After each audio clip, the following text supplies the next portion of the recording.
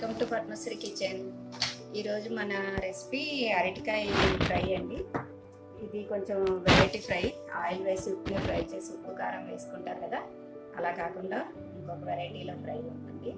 చూద్దరు కానీ ఆ రెసిపీ చూసే ముందు నా ఛానల్ని సబ్స్క్రైబ్ చేయండి, షేర్ చేయండి, లైక్ చేయండి.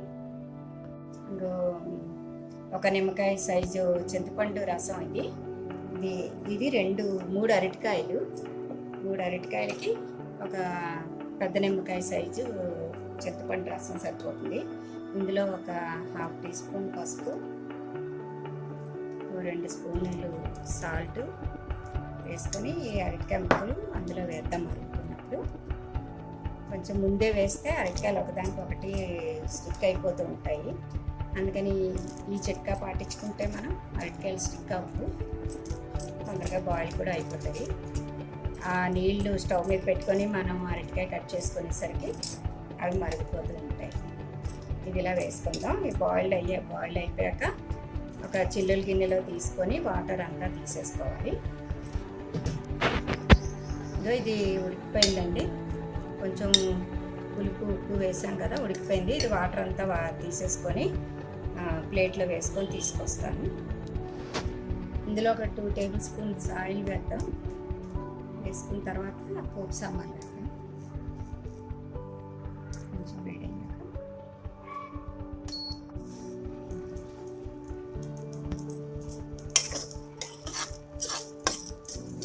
ఈ తాలింపుకి వచ్చి శనగపప్పు, మినపప్పు, ఆవాలు, జీలకర్ర 1/2 కప్ స్పూన్లు. ఇందులోనే ఒక 2 ఎండుమిరపకాయలు చిన్న ముక్కలు చేసి వేసుకొని పోపు ఎర్రగా వేయించుకుందాం.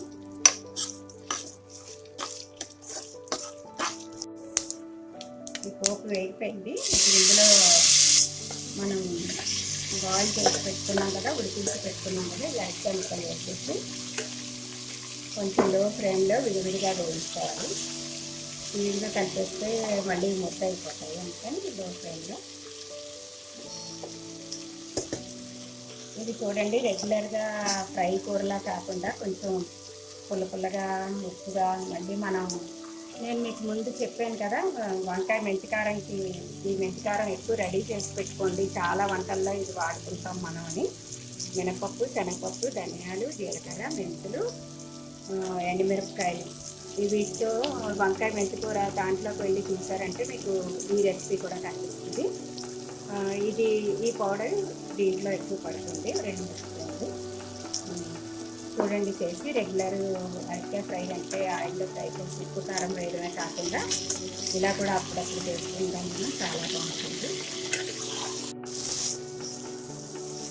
ఇది ఒకసారి లో ఫ్లేమ్లో పెట్టాం కదా మనం, స్లోగా ఫ్రై అవుతున్నది. దీంట్లో మనం ఇందాక నీళ్ళన్నీ తీసేసినప్పుడు సాల్ట్ కొంచెం తగ్గిపోతుంది, అందుకని కొంచెం సాల్ట్ వేసుకుందాం. వేసుకొని ఒక 1/2 స్పూన్ కారం చాలు.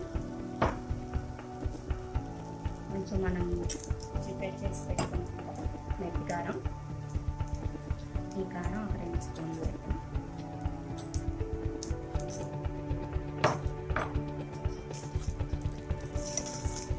ఈ ఫ్రై చాలా టేస్టీగా ఉంటుంది, వెరైటీగా ఉంటుంది.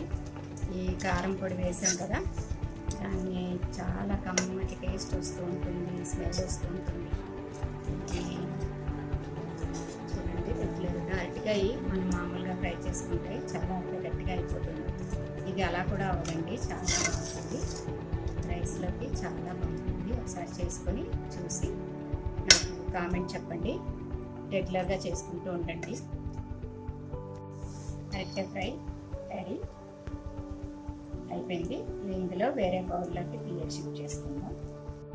అరటికాయ ఫ్రై యమ్మీగా రెడీ అయిపోయింది. దీనిలో కొంచెం పులుపు, ఉప్పు, కారం అన్నీ ఉంటాయి కదా, చాలా టేస్టీగా ఉంటుంది రైస్లోకి. ఈ వీడియో మీకు నచ్చితే లైక్ చేయండి, షేర్ చేయండి, సబ్స్క్రైబ్ చేయండి.